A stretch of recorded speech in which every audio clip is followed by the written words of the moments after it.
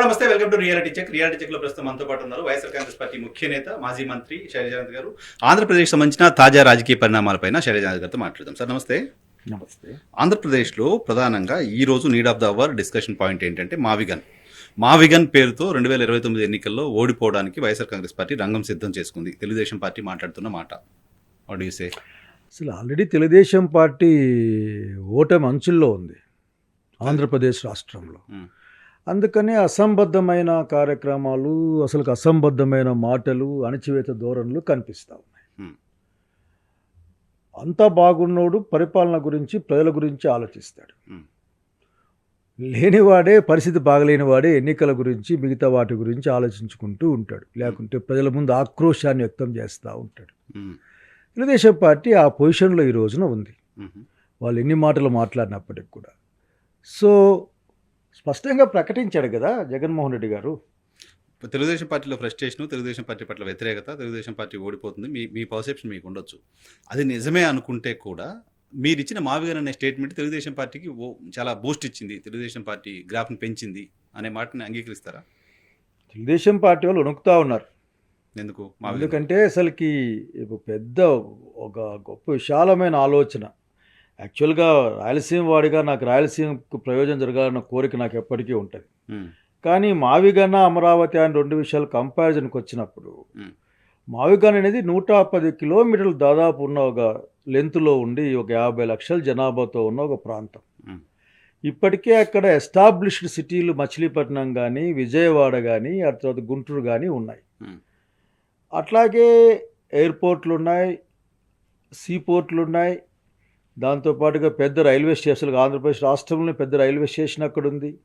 So పెద్ద మౌలిక వసతుల్ని పెద్ద ఎత్తున వాళ్ళు కొత్తగా పుట్టించే అసలు మీరు రండి అని బంగపెప్పని అక్కడ ఏంది లేదు.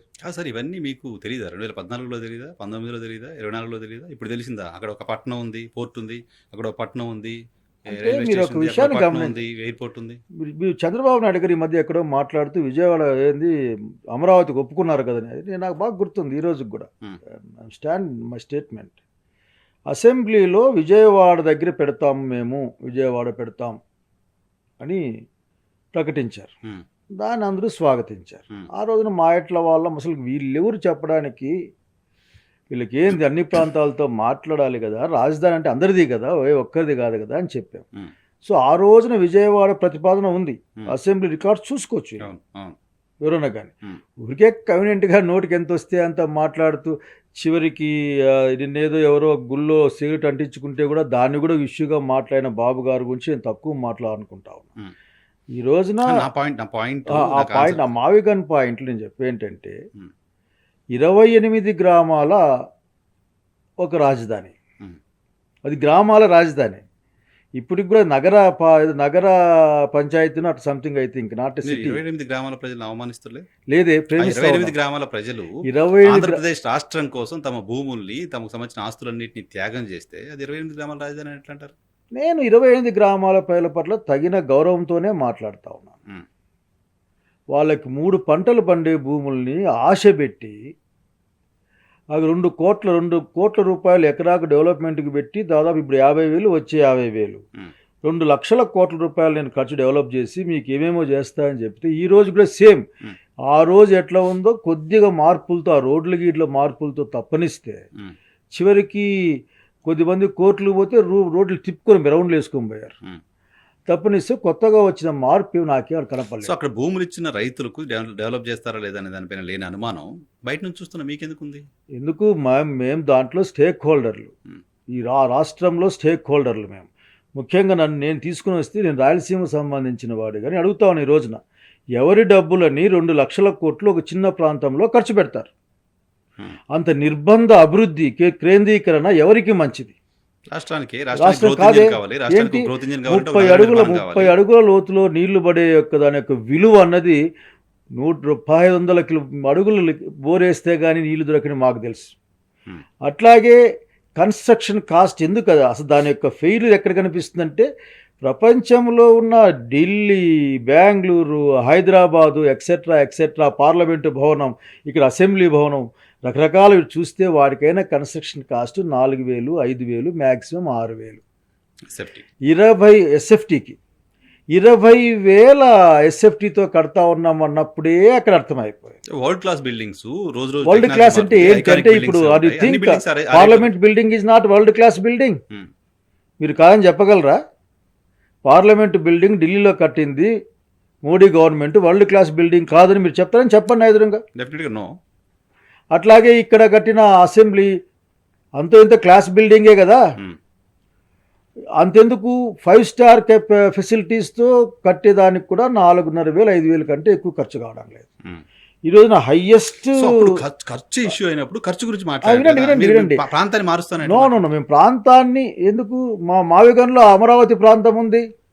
మీ మావిగన్లో అమరావతి ప్రాంతం ఉంది, వాళ్ళ అమరావతిలో మీ మావిగన్ ఉంటుంది. మరి గోలేంది జనాలకి? మరి అది చంద్రబాబు చెప్పాలా? ఏది నీ గోల నాకు అర్థం కావడంలే. మేము ఆ 28 గ్రామాలని పక్కకు పెట్టి రాజధాని గురించి మాట్లాడలే. మీరు చెప్తున్న మావిగన్లో 28 గ్రామాలు కూడా ఉన్నాయి కదా. బిల్డింగ్ కట్టడం ఉండదు కాదు. మేమేమంటున్నామంటే నువ్వు ఇంత 2 లక్షల కోట్లు ఎందుకయ్యా? 50,000 కోట్ల పైగా అప్పు చేశావు. ఒక 10-15,000 ఖర్చు పెడితే నువ్వు అనుకున్నావు అన్నీ వచ్చేస్తాయి. ఇక్కడ 30 కిలోమీటర్ల పరిధిలో 2 ఇంటర్నేషనల్ అసలుకి ఎయిర్పోర్ట్లు కడతామన్నాం. ఏ విధంగా సహేతుకంగా ఉంది వినడానికి? అసలు ఏం చెప్పుకున్నాను బాగుంటుంది. ఒక ప్రశ్నకి ఆంధ్రప్రదేశ్ రాష్ట్ర ప్రజలకి వైసీపీ సమాధానం చెప్పండి. మీలాంటి సీనియర్ పొలిటీషియన్స్, ఆంధ్రప్రదేశ్ రాష్ట్ర రాజకీయాలపైన బాగా అవగాహన ఉన్నవాళ్ళు, ప్రాంతాల పట్ల అవగాహన ఉన్నవాళ్ళు. వైఎస్ఆర్ కాంగ్రెస్ పార్టీ 2014లో అప్పుడు అమరావతికి మద్దతుగా ఉంది. 19 ఎన్నికలప్పుడు మేము అమరావతిని మార్చాం, దాన్ని కంటిన్యూ చేస్తామని చెప్పింది. 5 ఏళ్ళు చేయలేదు, మేము చేయలేమని చెప్పింది. 24లో కూడా 3 రాజధానులు అంది. ఇప్పుడు మావిగన్ అంటోంది. ఒక స్టెబిలిటీ రాజకీయ పార్టీ. అసలు మీకు అర్థం కాదు ఏంటంటే, మీరు ఎప్పుడు కూడా ఆఖరికి ఏది కూడా ఎక్కడైనా ఒక అభిప్రాయం అన్నది స్థిరంగా ఉండాలి అనుకోవడంలో రేషనాలిటీ ఆధారపడి ఉంటుంది. డైనమిక్ గా ఉండాల్సిందే. అంత పెద్ద మాట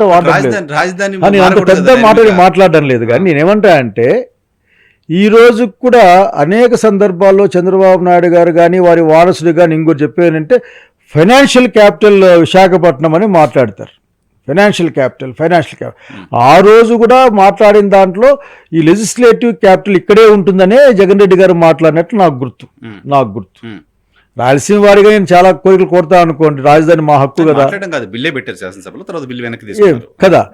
కాబట్టి నేను అనేది ఏమంటే ఇక్కడ అడిగేది ఏంటంటే, ఈ రోజు ఒక మంచి ప్రపోజల్, మంచి ఆలోచన, ఒక అనుభవం మీద వచ్చిన తర్వాత దాని యొక్క సాధ్యాసాధ్యాలని గుర్తించకుండా, దాని యొక్క ఆలోచించకుండా, మంచి చెడు విచక్షణ చేయకుండా ఊరికి మేము చెప్పినాం కదా, దాన్ని మేము కడతామని చెప్పినాం కదా, ఎట్లయితుంది ఇలాంటి మాకు ఆస్తులు వాళ్ళు ఎలా మంకు పట్టు పడుతున్నారో మేము కడతామని మీరు అలాగే అమరావతి మాత్రం వద్దు ఏదైనా చేయండి అని బిహేవ్ చెప్తారు. మీరు మీ అమరావతి మీకు వైజాగ్ ఫైనాన్షియల్ క్యాపిటల్ గా కనపడినప్పుడు, విజయవాడలోని ఇవన్నీ ఉన్నాయి, ఇక్కడే డెవలప్ చేయొచ్చు 10,000 కోట్లతో అనిపించినప్పుడు 3 రాజధానుల బదులు అక్కడే అమరావతి శాసన రాజధానిగా ఉంటుంది, విజయవాడ పక్కన మేము 10,000 కోట్లు ఖర్చు పెడితే ఇక్కడ అయిపోతుంది అని అనిపించాలి కదా. ఆ రోజు ప్రభుత్వంలో ఉన్నప్పుడు అనిపించాలి కదా. అసలు ప్రభుత్వంలో ఉన్నప్పుడు 3గా డివైడ్ చేద్దాం అనుకున్నారు. కొద్దిమంది దాన్ని సపోర్ట్ చేసి ఉండొచ్చు, కొద్దిమంది వ్యతిరేకించవచ్చు, కొద్దిమంది తమాషాగా చూసి ఉండొచ్చు. కానీ ప్రభుత్వం లైన్ మీద ముందుకు వచ్చింది. అభివృద్ధి వికేంద్రీకరణ జరగాలని కోరుకుంది. రాష్ట్రం మొత్తం డెవలప్ కావాలని కోరుకోవడం మంచిదా? రాష్ట్రాన్ని మొత్తం ఒక తీసుకెళ్లి వాళ్ళ యొక్క స్వెట్ బ్లడ్ తీసుకెళ్లి ఒక ప్రాంతంలో కేంద్రీకరిస్తా అని చెప్పడం మంచిదా? డెఫినెట్ గా మంచిది కాదు. మరి అప్పుడు వికేంద్రీకరణ ఆలోచన ఇప్పుడు ఎందుకు? అవును, యూటర్న్ చేసుకున్నారు. అప్పుడు వికేంద్రీకరణ ఆలోచన ఇప్పుడు నేను అడుగుతా ఉన్నాను. రేపు పొద్దున మా ప్రభుత్వ అధికారులకు వస్తే ఖచ్చితంగా నేను అడుగుతాను. మా కర్నూలు జిల్లాకి ఇచ్చిన న్యాయ లీగల్ అన్ని అఫైర్స్ అన్ని మాకు ఇస్తారా లేదా? మా హైకోర్టు మాకు ఇస్తారా లేదా? ఇప్పుడు high court already government issued order, స్థలం చూశారు. మా ఇంట్లో వాళ్ళు ఏమనంటే మాకు హైకోర్టు బెంచ్ ఎందుకు మాకని కూడా మాట్లాడాం. బెంచ్లు మాకేయాలి అని కూడా అన్నాం. లాయర్లు అంతా ఇట్లా ఇక్కడి నుంచి వచ్చిపోతారు హైదరాబాద్ నుంచి, మాకేం లాభం అక్కడ అని కూడా నా ఇంట్లో వాళ్ళు మాట్లాడాం. అన్నాక అప్పుడు హైకోర్టే ఇస్తామని చెప్పారు. అట్లాగే న్యాయ యూనివర్సిటీ కూడా ఇస్తామని చెప్పారు, ఇస్తామని చెప్పారు. అట్లాగే ట్రిబ్యునల్స్ అక్కడే పెడతారు. సో ఒక కాంపరెన్సివ్ లీగల్ దాని ఏమంటారు, ఒక లీగల్ క్యాపిటల్ కోర్టుకు సంబంధించిన లేకపోతే న్యాయానికి సంబంధించిన అంశాలు పెడతామని చెప్పారు. దాన్ని సబ్సైడ్ చేయడం కోసం మమ్మల్ని మోసం చేస్తూ జనాలు పార్టీల వైదుగా డివైడ్ చేసి అక్కడ మీకు బెంచ్ పెడతామన్నారు. అవి బెంచ్ లేదు, కుర్చీ లేదు, స్టూల్ కూడా లేదు. దాన్ని అడుగుతాం అంటారు. చివరికి ఎంత దూరం వెళ్ళారంటే హైకోర్టు కల్పించుకొని చెప్పింది మా దగ్గర అటువంటి ప్రపోజల్ లేదు, మీ ఆఫీసర్లు పంపలేదు, బహుశా 6-7 నెలల కిందట సంవత్సరం చెప్పింది ఈ మాట. నేను చెప్పేది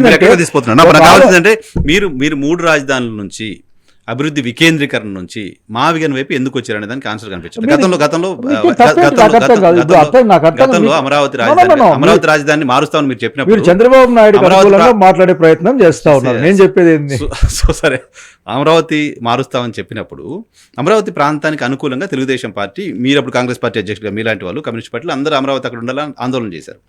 ఇప్పుడు 3 రాజధానులు వద్దు అమరావతి అని చెప్తున్నప్పుడు మీరు 3 ప్రాంతాల్లో మీ పార్టీకి సంబంధించిన వాళ్ళు ఆందోళన చేసి ఉండాలి కదా. మాకు ఇక్కడ విశాఖపట్నంలో రాజధాని కావాల్సిందే, రాయలసీమలో న్యాయ రాజధాని కావాల్సిందే. అంటే ఇప్పుడు శాసన రాజధాని బోర్డులు అమరావతిలో వేశారు, ఉండాల్సిందే. ఊరంతా ఫ్లెక్సీలు వేశారు. ప్రభుత్వం వేసిందో వాళ్ళ ఎవరు వేసారో తెలియదు, కానీ అమరావతికి భారతదేశం యొక్క ఆశీర్వాదం, ధన్యవాదాలు అని. ఉమ్. రాయలసీమ వాడిగా నేను వ్యతిరేకిస్తాను. ఆఖరికి రాయలసీమ వాడిగా వైఎస్ఆర్ కాంగ్రెస్ పార్టీ నాయకుడిగా రాయలసీమ వాడిగా నేను ఉత్తరాంధ్ర- ఏమంటున్నా అంటే అమరావతి మీద అన్ని డబ్బులు ఖర్చు పెట్టడం అనేది కరెక్ట్ కాదు అని చెప్తా ఉన్నా నేను. మీ రాయలసీమ ప్రజాప్రతినిధులు ఎవరు మాట్లాడలేదు. ఎందుకు మాట్లాడలేదు? ముఖ్యమంత్రి మీ రాయలసీమ నుంచి ఉన్నారు. మేమందరూ మాట్లాడుతా ఆయనకి లేని ఉన్నాం. బాధ మీకేంటి? మేమందరూ మాట్లాడుతా ఉన్నాం. ఉమ్. అందరం మాట్లాడుతూ ఉన్నాం. ఏంటంటే నువ్వు చెప్పింది ఫస్ట్ చెప్పిన మాటకి ఇప్పుడు మేము అమరావతికి వ్యతిరేకమా కాదా అన్న ప్రశ్న స్ట్రైట్గా వస్తే ఆఖరికి అమరావతికి మాకున్న సంబంధం ఏంది, మాకు వచ్చే లాభం ఏదో చెప్పాలా. ఉమ్. మా ప్రాంతానికి నుంచి ఉదాహరణకి 2 లక్షల కోట్ల రూపాయలు ఆ డెవలప్మెంట్కి, మళ్ళీ బిల్డింగ్లకి 50,000, 60,000, 70,000 కోట్ల రూపాయలు అంటే 2.5 లక్షల రూపాయలు. వాళ్ళు చెప్పిన లెక్కలే. ఏమైనా ఒక 10,000 కోట్లు అట్లా ఇట్లా లెక్కలు మారితే నేను చెప్పి నాకే సంబంధం Subject to correction. Subject correction అనుకుని చేసుకోండి దాన్ని. ఉమ్. అన్ని డబ్బులు ఒక ప్రాంతంలో కేంద్రీకరించే బదులు ఎందుకు మీరు విశాలంగా ఆలోచించండి. ఎంత అవసరం అని చేయాలి కదా. ఇప్పుడు నాకు తెలియక అడుగుతాను, కులీ కుతుబ్ షా ఈ ఊరిని కట్టాడు అని మనం చదువుకున్నాం. ఉమ్. కులీ కుతుబ్ షా ఈ బిల్డింగులు అన్నీ కట్టి అతను ప్రధానమైన బిల్డింగులు కట్టి అతని దేవుణ్ణి అతను కోరాడని మనం చదువుతుంటాం. ఏంటి ఆ దేవుడా, సముద్రం లేక నదిలోకి చేపలు వచ్చినట్లు ఈ ఊర్లోకి రాని అని మొక్కున్నాడే వింటాం నేను ఆఖరికి. ఎందుకంటే నేను కట్టినవాడుగా. అట్లా ప్రధానమైన అంశాలు కట్టి చేయాలా. ఆ భూములు వచ్చాయి 5 రూపాయలకి, 50 పైసలకి, 50 పైసలు లేదు, 99 పైసలకి, అంటే 95 పైసలు ఎగ్జిస్టెన్సే లేదు అసలుకి. ఎంత ఫన్ ఉంటుందంటే మాటల్లో. ఉమ్. 99 పైసలు అనేది అసలుకి ఎట్లా తీసుకురాపండి, ఎవరైనా తెచ్చేవాళ్ళు ఎవరు ఉమ్. ఫిజికల్గా. ఉమ్. ఈ మనీ కాదు, ఫిజికల్ మనీ నాకు చూపించు. 99 అంటే ఒక ఆయన అంటాడు, ఈయన అంటాడు 99 పైసలకి ఇవ్వడం ద్వారా నేనేదో పెంచా అంటాడు. ఇంకా ఆయన వారసుడు అంటాడు 99 పైసలకి ఎన్నైనా ఇస్తామంటారు. ఎవరిది, ఏమి కథ, ఎవరి డబ్బులు? ఉమ్. కనుక ఇన్ని అంశాలు మాట్లాడినప్పుడు ఇంత డబ్బులు ఖర్చు పెట్టాల్సిన అవసరం లేదు. ఒక ప్రపంచ స్థాయి వినండి, కాంట్రడిక్టరీ ఎక్కడుందంటే నో డబ్బులు ఖర్చు పెట్టడం పైన objection ఉంటే అది అడగండి. కాంట్రడిక్షన్ కాదు ఇక్కడ. అటువంటి ఆలోచన చేసినప్పుడు అరే ఆల్రెడీ ఎస్టాబ్లిష్డ్ ప్రాంతం ఉంది కదా, ఎస్టాబ్లిష్డ్ ప్రాంతం ఉంది. మచిలీపట్నం దగ్గర నుంచి గుంటూరు వరకు ఒక మేజర్ ఏరియాని కవర్ చేస్తుంది. మేజర్ పాపులేషన్ కూడా 50 సార్, లక్షలు ఎక్కడైనా కవర్ చేస్తుంది అని అనుకోవడంలో మీకు అభ్యంతరం ఏంది? నాకు ఐ కెనాట్ అండర్స్టాండ్. ఒక ఊరు, ఒక పట్టణాన్ని 110 కిలోమీటర్ల పట్టణం ఉంది, అదంతా అది రాజధాని కాదండి, అది కాదు. మీకేంటి అభ్యంతరం? ఇప్పుడు హైదరాబాద్ నగరం మీకు చుట్టూ outer ring road అంతా మీరు ఇస్తే హైదరాబాద్ 120 దాటి కిలోమీటర్లు. పోయినట్లు లేరు మీరు. మేము గవర్నమెంట్ లో ఉన్నప్పుడు జడ్చర్ల వరకు మేము అసలు గ్రేట్ హైదరాబాద్ పరిధి నిర్ణయించాం 100 కిలోమీటర్లు. నాకు గుర్తుంది ఇప్పటికీ ఆఖరికి 100 కిలోమీటర్లు 100 కిలోమీటర్లు. హైదరాబాద్ లాంటి నగరం, ఏంది? 500 సంవత్సరాల చరిత్ర ఉన్న నగరం. ఏంది? మీరేం విజయవాడని ఇప్పుడు మీరు 110 కిలోమీటర్లు మచిలీపట్నాన్ని ఆ చుట్టుపక్కల గ్రామాలని మీరు ఎన్నేళ్ళ చేతులు ఎక్కేస్తే మీరు 500 చేతులు ఓకే. అసలుకి రాజరాజ హరేంద్రుని పైకి పోవాల్సి వస్తుంది. మళ్ళీ అంత చేతి తవ్వాల్సిన అవసరం లేదు నా దగ్గర. సింగిల్ గా కావాల్సిన ఆన్సర్ సింగిల్ క్వశ్చన్. ఈ రోజున వైఎస్ఆర్ కాంగ్రెస్ పార్టీ మావిగన్ అనే మాట మీద ఉంటుందా? అధికారంలోకి వచ్చిన తర్వాత మళ్ళీ మేము మార్చాం, ఇది ఇంకా బాగుంటుందని ఇంకేటైనా పోతుందా? ఈ ఉంటుందనే, ఉండాలనే, అదే ఎన్నికలకు కూడా పోతామనే జగన్మోహన్ రెడ్డి గారు ప్రకటించారు. జగన్మోహన్ రెడ్డి గారు ప్రకటించిన తర్వాత ఆ ప్రకటన ఏదో ఏ నిమిషానికి మాడే ప్రకటన లాగా ఉండదు. మారింది కాబట్టి 3 సార్లు మీరు ఏంటంటే మాట తెప్పడు మడవ తెప్పుడు అంటారు. ఇప్పుడు చాలా సార్లు తిప్పారు అమరావతి. మీరు అనుకుంటారు, ఎందుకంటే నేను అనుకోండి రాష్ట్రం అంతా అనుకుంటారు. లేదు, రాష్ట్రం ఎప్పుడు అనుకోలే. 3 రాజధానులు ఎవరైతే అమరావతి ఉంచుతాం అన్నట్లా మీరు మావిగారు అంటున్నారు. రేపు అధికారంలోకి వచ్చిన తర్వాత ఏం చేస్తారు? అరే ఏంటండి ఆఖరికంటే ఇప్పుడు మీరు అమరావతిని తీసి పక్కన పెడతారా? అమరావతి అనే ఊరు కాదు అక్కడ. ఆయన 28 గ్రామాలను కలిపి అమరావతిని పిలిచే ప్రయత్నం చేస్తారు. మీరు ఇక్కడ చాలా తెలివిగా మాట్లాడుతూ ఉన్నారు. రాజధానికి ఒక పేరు పెట్టారు అమరావతి. పెట్టినారు ఆఖరికి. ఆయన పేరు మావిగారిని పెట్టుకో, పెట్టుకొని చెయ్యి.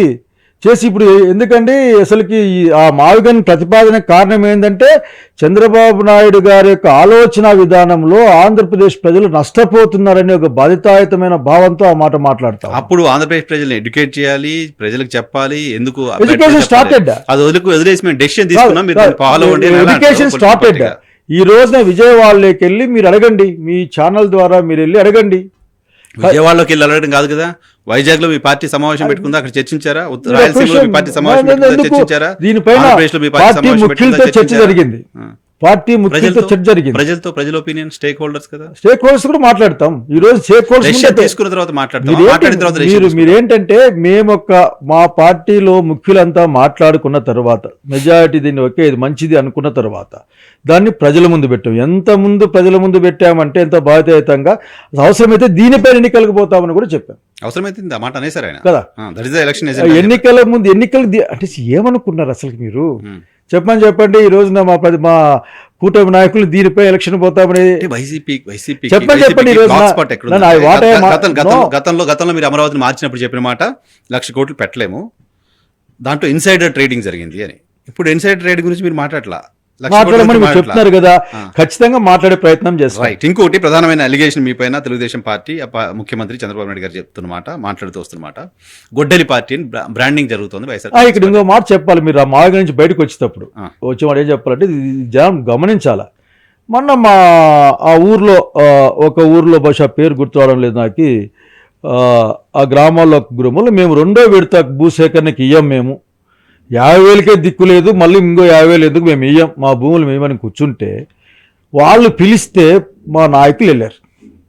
వెళితే వాళ్ళ మీద ఇంకా దాడి జరిగింది, విపరీతంగా కొట్టారు, ఆ తర్వాత బండ్లు బలగొట్టారు అని జరిగింది. ఓకే, అది న్యాయాలు కాబట్టి కోర్టు కూడా పరిశీలించి గౌరవ కోర్టు అందరికీ బెయిల్ ఇచ్చారే సేబాకండి అని కూడా చెప్పింది. విజువల్స్ అన్నీ ఉన్నాయి.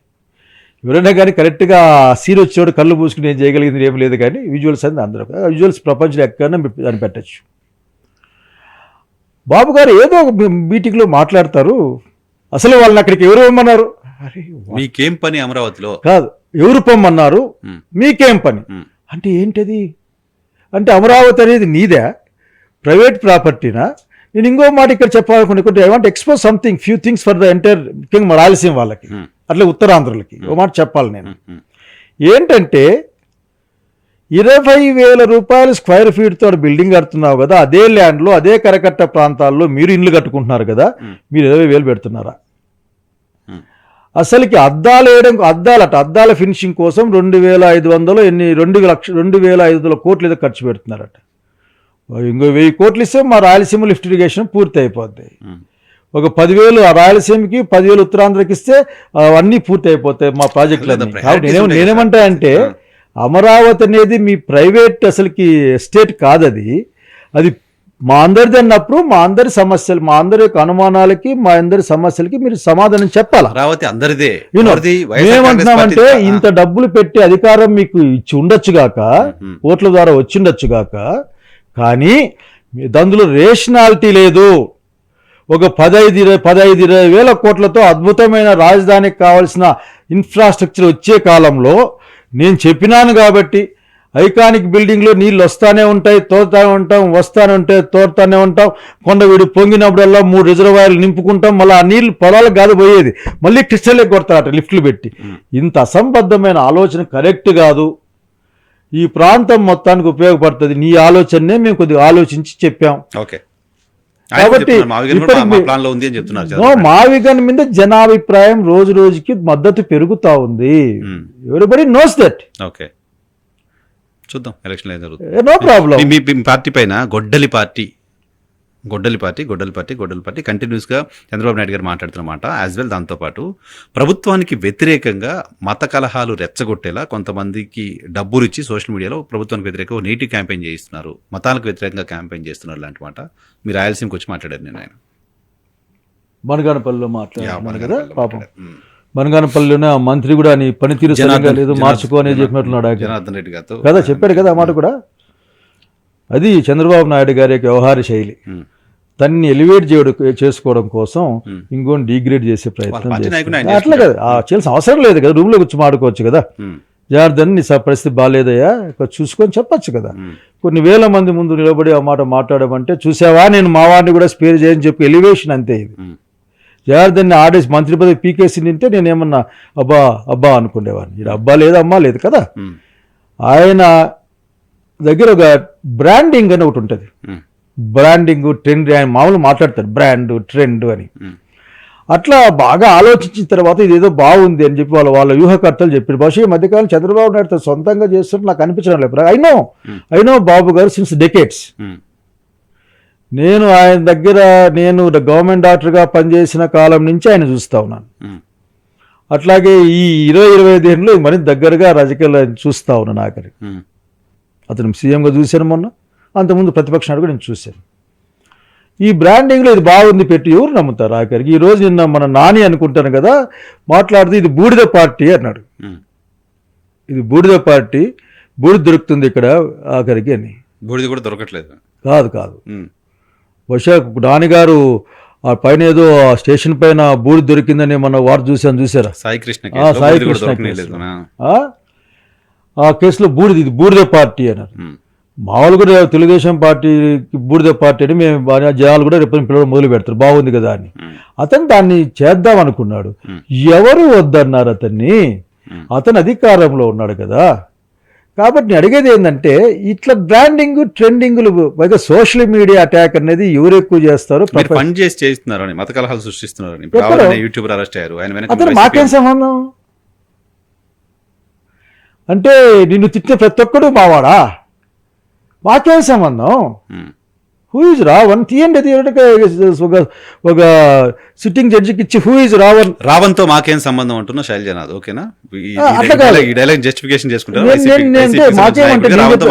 నేను చెప్పే పాయింట్ అంటే పొలిటికల్ గా మాకు అతనికి ఏంటి, అతనికి ఒక అభిప్రాయం ఉంది గవర్నమెంట్ మీద, అతను చెప్పుకుంటా ఉన్నాడు. అతని అభిప్రాయాలని వైఎస్ఆర్ కాంగ్రెస్ పార్టీకి మద్దతు ఇచ్చేలా ఉన్నాయి. వైఎస్ఆర్ కాంగ్రెస్ అంటే రైతులు ఆత్మహత్య చేసుకున్నారని మన కమ్యూనిస్టులు మాట్లాడారు, రైతులు కష్టాల్లో ఉన్నారని మాట్లాడారు. అట్లే కరెంట్ 20,000 కోట్ల రూపాయలు అసలుకి వెనక ముందు అసలుకి ప్రత్యక్షంగా పరోక్షంగా కరెంట్లో తీసుకున్న గారు మాట్లాడారు. అంటే వాళ్ళంతా మా వాళ్ళకి పార్టీ ఉంది, ఇతనికి ట్యూబ్ ఉంది, అతనికి యూట్యూబ్ ఛానల్ ఉంది. అరే ఇంతకుముందు అతను ఫస్ట్ నుంచి చూసుకో, అతను మమ్మల్ని తిట్టిన కాలం కూడా ఉంది కదా. ఇప్పుడు మిమ్మల్ని తిడుతున్నారు అనేక మంది చూస్తూ ఉన్నా.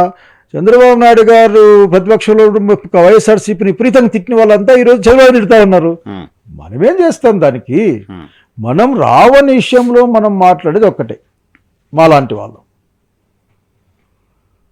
రిపీటెడ్గా ఒక దాన్ని మా ఆర్టికల్ 21 ప్రకారం మనటికి ఒక ఈక్వాలిటీ అనేది ఒకటి ఉంది. దాంట్లో మనిషికి గౌరవం ఉంది, మనిషి శవానికి కూడా గౌరవం ఉంది. నువ్వు వచ్చినప్పుడు అంత పెద్ద కేసు పెట్టేసి ఇప్పుడు మావోయిస్టులు ఉన్నారని చెప్పేసి అదని ఇదని పెట్టినప్పుడు అటువంటి ఒక హంటింగ్ నేచర్కి హంటింగ్ పోయి ఉంటుంది సార్ ప్రభుత్వం. వాళ్ళు చెప్పాలి సమాధానం. వాళ్ళు చెప్పాలి. నేను అంత పెద్ద అబ్జర్వ్ చేయలేదు. అలాంటి చట్టాలు గతంలో కమ్యూనిస్టుల పైన, మావోయిస్టుల పైన, ఇటువంటి వాళ్ళపైన కొన్ని చూసాం. ఆంధ్రప్రదేశ్ రాష్ట్రంలో లేవు అవి. ఆంధ్రప్రదేశ్ ఇప్పుడు విపరీతంగా ఇప్పుడు పాపం ఇంకో యూట్యూబర్ ఛానల్ ఆయన KV Reddy, what he did mistake. అభిప్రాయాన్ని ఎవరైనా చెప్తే డిఫరెన్స్ ఆఫ్ ఒపీనియన్ ఉంటే వినాలి, లేకపోతే ఆయనతో మాట్లాడాలి. ఎందుకు ఆయనతో అని చెప్పాలి, ఎందుకు బాబు నా మీద పడినావని చెప్పుకోవాలి. అది కూడా చెప్పుకోలేకపోతే ఆఖరికి వదిలేయాలి. ఎందుకు ప్రభుత్వం ఆ తరహా ఎక్స్ట్రీమ్ ఆయన సమాధానం చెప్పాలి అర్జెంట్ గా. ఎవరు సమాధానం? ఇప్పుడు వీఆర్ వెయిటింగ్ ఏమైనా సమాధానం చెప్తారేమో అని వెయిటింగ్. అట్లా కాకుండా బాబు గారి ఉదాహరణకి గంగమ్మవో కేసు ఉంది కౌతాలంలో, పోలీసు వాళ్ళు కొడితే చనిపోయారు అన్నది అభియోగం. ఆమె అక్కడ నాకు తెలిసి నిన్ననే ఎవరు నాతో మాట్లాడుతున్నారు అక్కడ ఆఖరికి. షీఈ్ దళిత్ ఐ థింక్ మాట్లాడుతూ ఉంటే నేను వింటా ఉన్నాను. ఆమె కొడుకు మిస్ అయ్యారని పిటిషన్ దాఖలు చేసింది, హెర్బియస్ కార్పస్ పిటిషన్ దాఖలు చేసింది. మరి ఆమె అని చెప్పేసి ఆమె యొక్క వ్యక్తిత్వాన్ని అక్కడ ముందుకు తెచ్చి సంఘటన పక్కదావ పెట్టించే కాకుండా ప్రభుత్వంలో పెద్దలైన సాక్షాత్తు ముఖ్యమంత్రి గారే మాట్లాడితే ఇంక న్యాయానికి ఎక్కడికి పోవాలి? అట్లా కూడా క్రిమినల్ అని ఎట్లా, హౌ యూ టెల్? మీ ప్రభుత్వం అనేది మీరే కదా. దాన్ని మీరు మాట్లాడితే ఎట్లా? కాబట్టి ఇటువంటి అవాంఛనీయమైన ధోరణులు ఈ ప్రభుత్వం నుంచి, ప్రభుత్వాన్ని లీడ్ చేసే వాళ్ళ దగ్గర నుంచి మంచిది కాదని నా అభిప్రాయం. ఓకే. ప్రభుత్వం అంత అన్రెస్ట్లోకి వెళ్ళడానికి రీజన్ ఏంటి అంటే ఏమో వాళ్ళు చెప్పాలా, why they are that much of unrest on that. నీకేమనిపిస్తోంది? నేను అంత గమనించలేదు ప్రభుత్వాన్ని నేను, గమనించలేదు. ఎందుకంటే రావణ్ గారివి నేనేం పెద్దగా ఏం చూడలేదు. రావణ్ గారివి నేను నాట్ ఓన్లీ రావణ్, మిగతా అందరిపైన ప్రభుత్వం ప్రశ్నించే వాళ్ళని ఏం లేదు, యాక్సెప్ట్ చేసే పరిస్థితులు అంటే లేకుండా యాక్సెప్ట్ చేయలేకపోవడమే అంతే. మేమంతా కరెక్ట్ అని నమ్మడం, ఒకసారి అట్లా అనుకునేస్తారు అంతే, మేము చేసిందే కరెక్ట్ అని.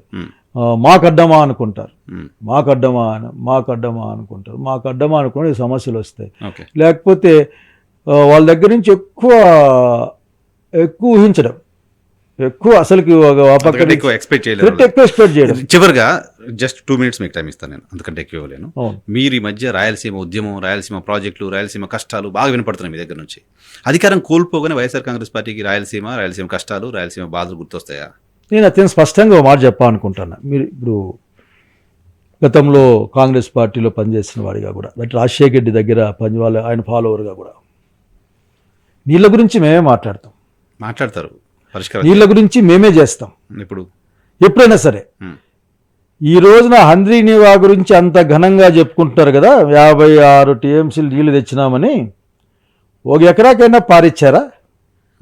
1 ఎకరాకి ఆ హంద్రీ నీవా అనేది తెచ్చిందే రాజశేఖర రెడ్డి భావజాలం. రాజశేఖర రెడ్డి గారు ముఖ్యమంత్రి అయితేనే జరగాల అని చెప్పి దాన్ని శంకుస్థాపన చేసింది ఎవరు?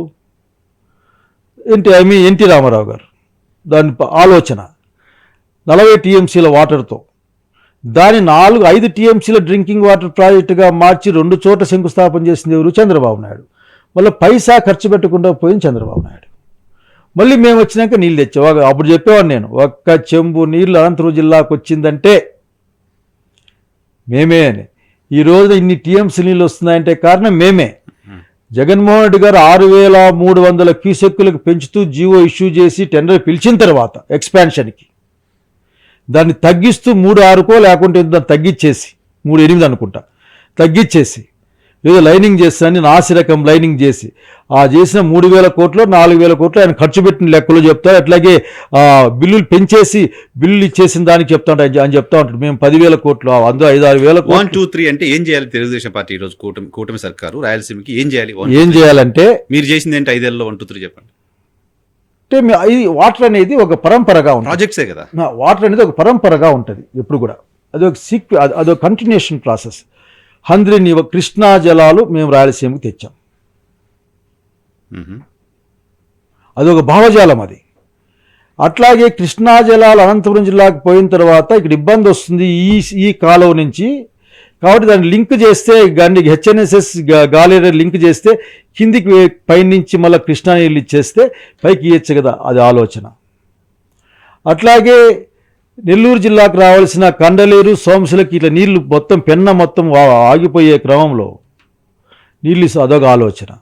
ఆ ఒంగోలు ప్రాజెక్టుకు కూడా ఇవన్నీ ఆలోచనలు పరంపరలో వస్తాయి. అట్లా దాంట్లో భాగంగా నీళ్ళ కష్టం వచ్చే కాలంలో రాయలసీమ లిఫ్ట్ ఇరిగేషన్ పెడితే అది ఇన్సూరెన్స్గా పనికి వస్తుంది నీళ్లు, ఒక ఆలోచన. ఇవే ఇంప్లిమెంటేషన్ లేవు అక్కడ, కొత్త మాటే లేదు. మేము తవ్విన కాలువల్లో లేక మేము మా చేత మాట్లాడిన కాలువలతో నుంచి నువ్వు నీళ్ళు పంపించినాను నేనే కదా, ఇట్లా మాట్లాడచ్చు. లేక మేము అనొచ్చు హంద్రీ నీవా మా జిల్లాకి ఇచ్చిన తర్వాత ముందుకు పోవాలని చెప్పొచ్చు. మేము మాకు ముందు మా జిల్లాకి ఇవ్వండి అని. అట్లా అనలేదే, కుప్పం దాకా నీళ్ళు తీసుకుపోతామంటా ఉన్నారు ఇంకా పైకి. నేనేమంటా అంటే ఆలోచన దగ్గర మీ ఆలోచన లేదు. నిన్ననే నేను చాలా రోజుల తర్వాత మనసులో మాట బుక్ తెచ్చుకొని మళ్ళీ చదివా. చంద్రబాబు నాయుడు గారిది ఫోటో మార్చారు. అప్పుడు ఫోటోకి కొత్త ఫోటో వేశారు, 2024 రీప్రింట్ అయినట్లుంది. మళ్ళీ లాస్ట్ పేజీలు ఎతికా. ఈయన సంపద మీద ఏమైనా కరెక్ట్ చేసుకుంటే ఏమంటాయంటే వ్యవసాయం ఉద్యోగాలను ఇవ్వదు, సంపూర్ణ ఉద్యోగితను ఇవ్వదు, సంపద సృష్టించదు అని స్టేట్మెంట్ అతనిది. That is statement. సో ఆ భావజాలం నుంచి అతను సంపద సృష్టించని. ఇప్పుడు ఇన్ని దేశాలకు పోయిస్తున్నారు కదా, ఎక్కడన్నా ఇరిగేషన్ ప్రాజెక్టులో ఎట్లా ఉండాలి చూసొచ్చారా? లేదు రైతు ఎట్లుండాలి చూసొచ్చారా? లేక రైతు పండించిన పంటకు అడిషనల్ వాల్యూ ఎట్లా కలుగజేసి దాన్ని ఇంటర్నేషనల్ మార్కెట్లో పంపించాలి చూసొచ్చారా? ఇది ప్రయారిటీని చూపిస్తుంది, ఎవరి ప్రయారిటీ ఏంది అని చూపిస్తుంది. ఓకే, మీరు దుష్ప్రచారం చేయట్లేదు, రాయలసీమకి అన్యాయం చేస్తుంది ప్రభుత్వం నమ్ముతున్నారు. అనుమానం లేదు, రాయలసీమ ప్రాజెక్టులను పూర్తి చేయిస్తాం. Okay, right sir, thank you very much మా కోసం సమయం కేటాయించినందుకు. ఇది శైలజ గారితో స్పెషల్ రియాలిటీ చెక్.